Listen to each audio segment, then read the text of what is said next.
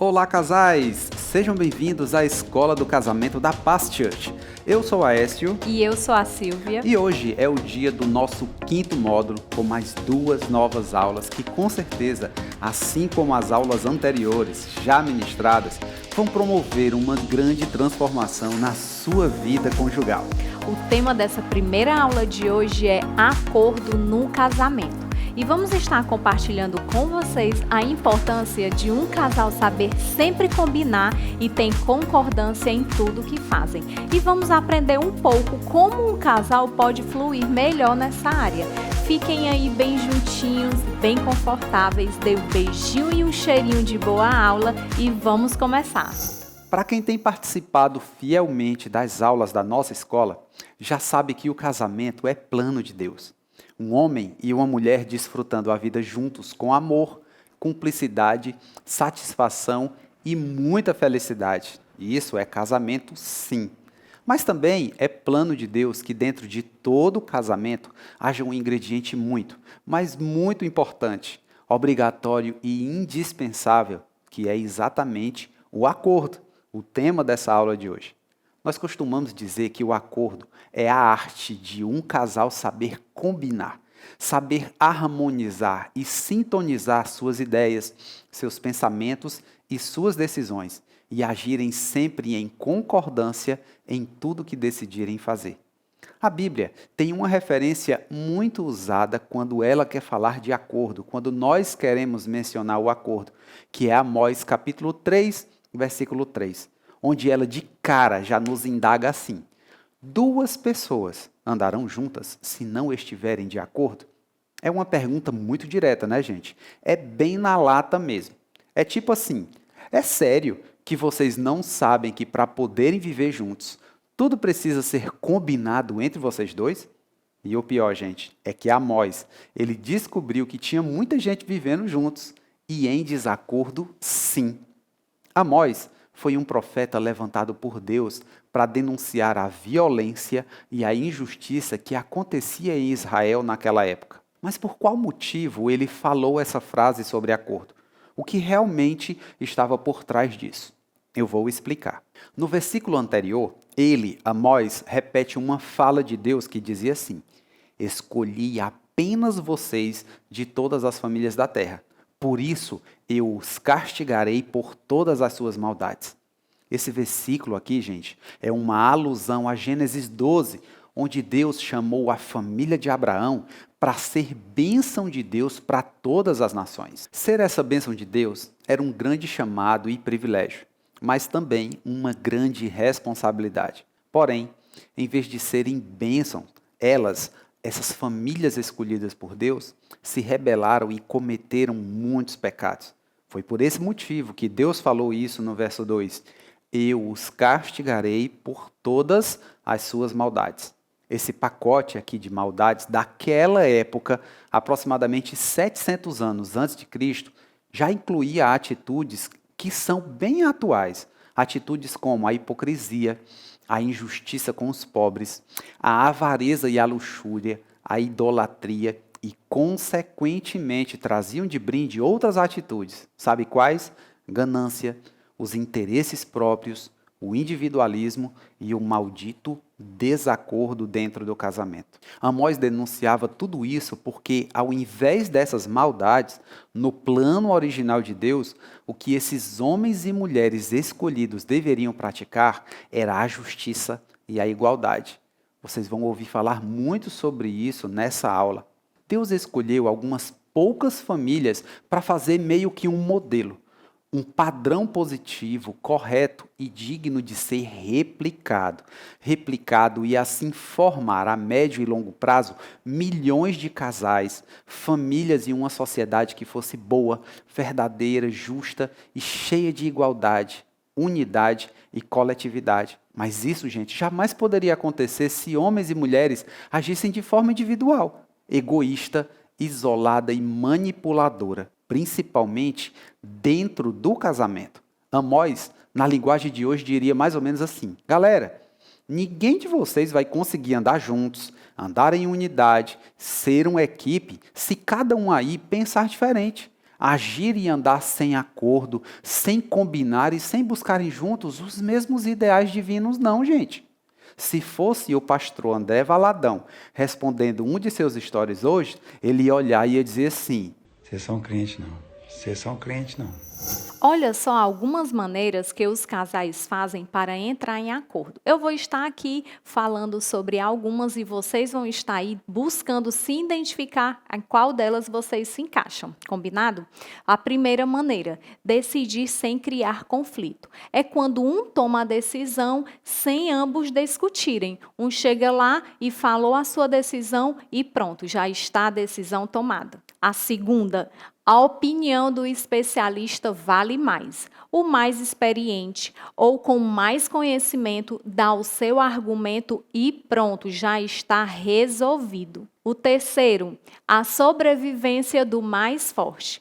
Cada um tem certeza que a sua opinião é a certa e lutam até que o outro desista. E aí vence o que for mais forte. O quarto, o manipulador. Se você fizer do meu jeito, eu vou te dar, aí vai dando algumas sugestões. Se você fizer do meu jeito, eu vou te dar dinheiro, presente, viagem, cartão de crédito sem limites e até uma noite de sexo, às vezes entra como sugestão.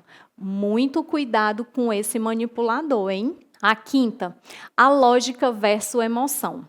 Um traz um argumento lógico e o outro um emocional. E o que melhor argumentar entre os dois é o que ganha. O sexto, o desinteressado. Um tem uma opinião muito forte sobre um determinado assunto e o outro simplesmente não se importa. Ah, para mim tanto faz. O que você decidir está decidido. O sétimo, que é muito comum entre nós.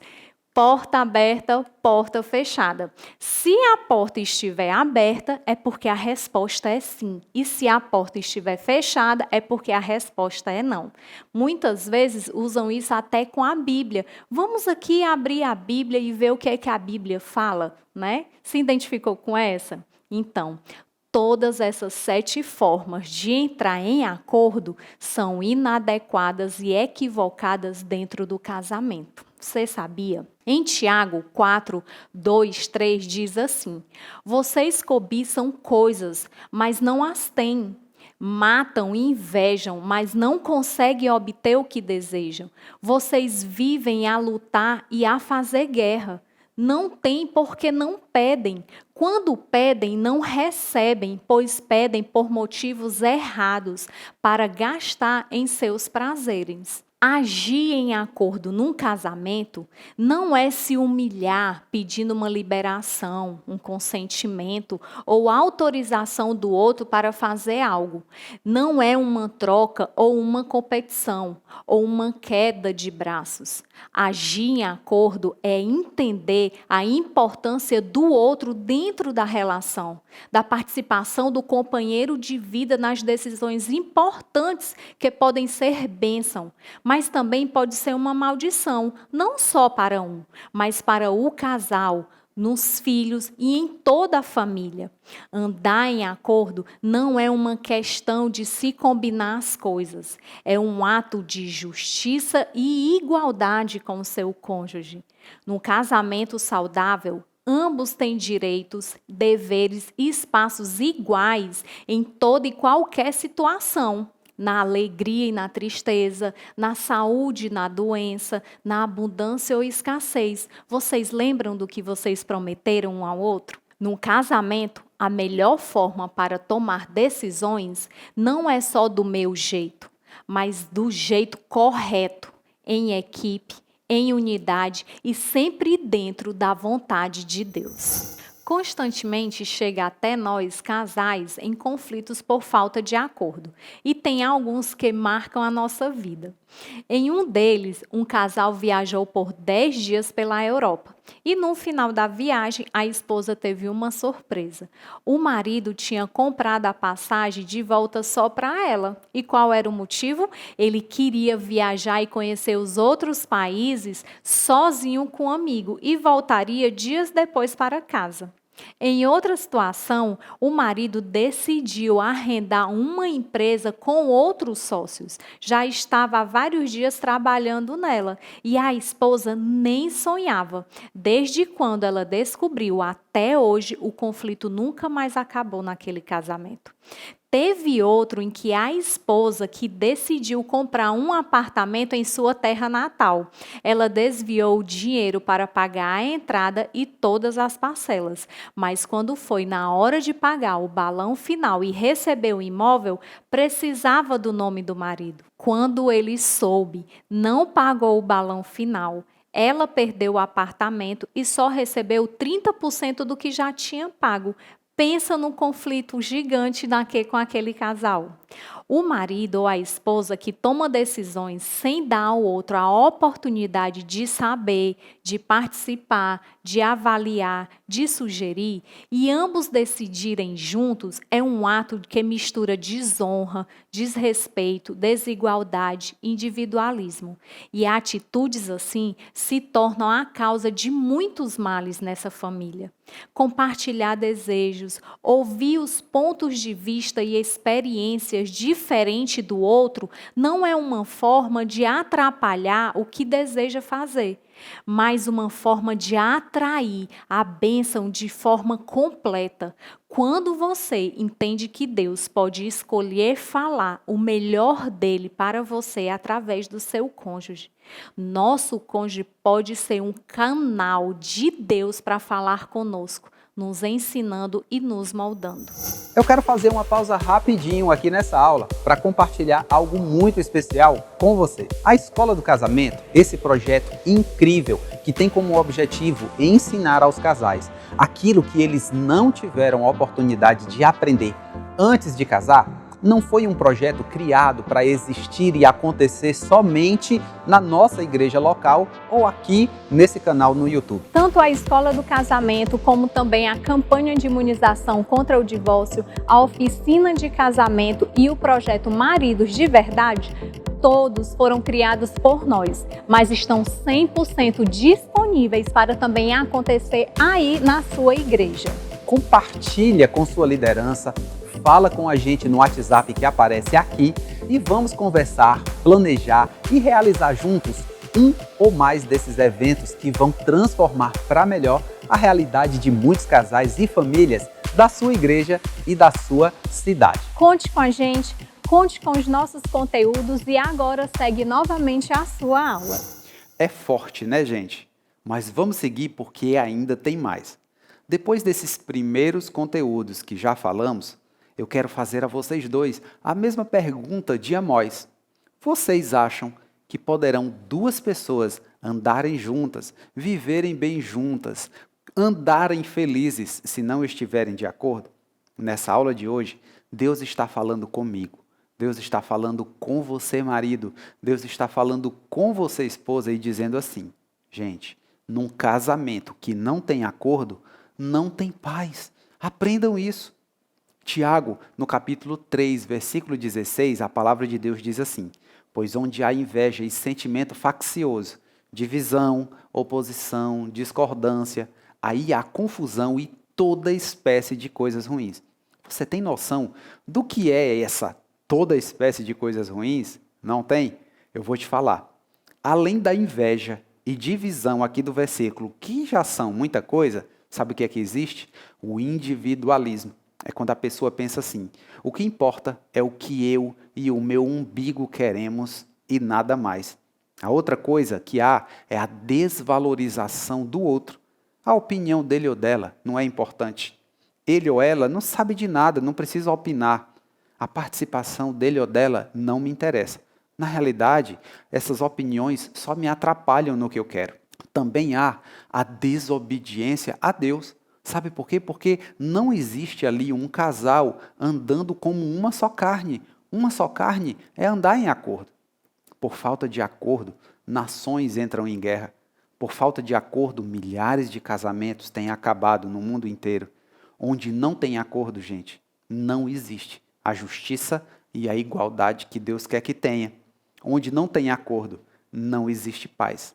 Nessa aula de hoje, tem uma coisa que vocês precisam fixar na sua mente e nunca mais esquecer, por favor. Sabe o que é? Deus, Ele dá muita, mas muita importância mesmo ao acordo. Sabe por quê? Porque num casamento onde tem acordo, Ele expulsa a insatisfação. Ele consegue anular o individualismo, a desonra e Ele consegue nos livrar de inúmeros conflitos. Eu quero agora compartilhar algumas formas bíblicas de agirmos com mais acordo dentro do casamento. E para isso, gente, o primeiro passo para implantar uma cultura de agir em acordo no casamento é a gente passar a valorizar e honrar a participação e a opinião do nosso cônjuge, do outro, nas decisões que dizem respeito ao casamento e à família. Isso sim, é ser justo e igualitário como a Bíblia quer que a gente seja. Em Mateus 18:19, a Bíblia diz assim: também digo que, se 2 de vocês concordarem na terra em algum assunto sobre o qual pedirem, isso será feito a vocês por meu Pai que estás nos céus. Gente, isso é tremendo. Deus tem o prazer em responder o casal que age em acordo. Sabe por quê? Porque acordo é uma harmonia, é sintonia entre o marido e a esposa. O casal é como 2 instrumentos totalmente diferentes, com sons diferentes, mas que conseguem ao mesmo tempo emitir um som agradável e harmonioso. Eles têm sintonia e Deus se agrada disso. Acordo é harmonia também e sintonia entre o casal e a palavra de Deus. Jesus sempre agia em acordo com a vontade do Pai. Jesus, ele sempre agia em acordo e o acordo também deve acontecer entre o marido e a esposa, porque eles precisam sempre ter a palavra de Deus como base. Viver em acordo um com o outro e de acordo com a palavra de Deus é uma certeza de acerto e de vitória. Mas tenham cuidado para não acharem que Deus vai abençoar um casal entrar em acordo em algo fora da palavra dele, como fez Ananias e Safira, que, segundo consta no livro de Atos, venderam uma propriedade por um preço e combinaram entre eles dois dizer a Pedro que tinha sido o outro valor. Olha, o resultado disso foi uma morte instantânea dos dois. A palavra de Deus veio para descomplicar, mas muita gente gosta de complicar. Tem tanto casal brigando, discutindo e passando por conflitos simplesmente por falta de conhecimento e de discernimento da palavra de Deus. E nem os casais cristãos estão fora disso. Quer ver alguns exemplos? Tem aqueles que complicam espiritualizando o que não precisam espiritualizar. Tem casais perdendo um tempão perguntando para Deus se devem ler a Bíblia, se devem evangelizar, se devem ou não congregar, se devem servir na igreja e se até devem ofertar e dizimar. E muitos até hoje ainda estão esperando a resposta e ela, infelizmente, não vai chegar, porque Deus já respondeu. Deus não vai ficar repetindo para cada casal o que ele já respondeu e já deixou explicitamente claro em sua palavra. Deus já disse o que devemos fazer. Agora cabe a cada um, cabe a você entrar em acordo sobre onde e como fazer. Tem casal que vai comprar um carro e fica esperando Deus falar o modelo e a cor. Vão comprar uma casa e fica aguardando Deus dizer o tamanho, a imobiliária e até o nome do corretor. Queridos, quem tem que decidir esse tipo de coisa somos nós. Se escolhermos o verde ou o branco, Deus vai abençoar. E se for uma casa dentro das condições e realidades nossa, qualquer uma que escolhermos com sabedoria e direção divina, com certeza Deus vai abençoar. Tem casais que compram um carro e pedem para a gente orar. Aí nós falamos o seguinte: nós vamos orar, mas não pelo carro, e sim por vocês.